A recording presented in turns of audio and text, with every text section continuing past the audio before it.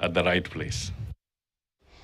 Now, fans of African football were awarded by gaming firm Odibets. This is after the campaign that were running through the Africa Cup of Nations 2023 came to an end. Let's listen in to what the organizers of that campaign had to say.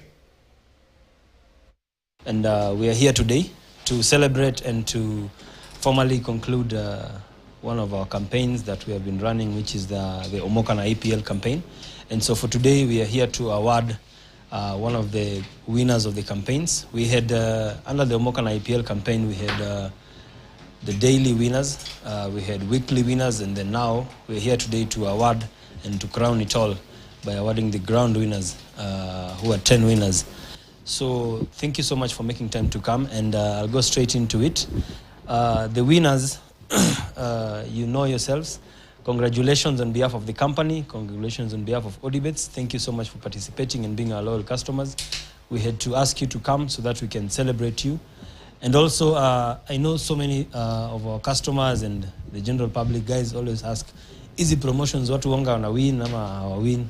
So today is a testimonial that, as we always do in so many of our campaigns, it is a testimonial that indeed, whenever you play on Odibets, you win and the winnings are real. And so I say once more, congratulations to all of you. Betting inatumia tu kama like my leisure when I'm relaxing akili. Si ati ni full time, lakini I always try. So I'm very happy, I'm pleased for winning this. Itanisaidia at least kusukumia watoto school fees. Well, we now take a short break. When we come back, we'll be taking a look at the results from matches that were played yesterday in the English Premier League, as well as taking a look at the highlights from the NBA All-Star Weekend, the three-point contest that was held in the morning, as well as the dunk contest.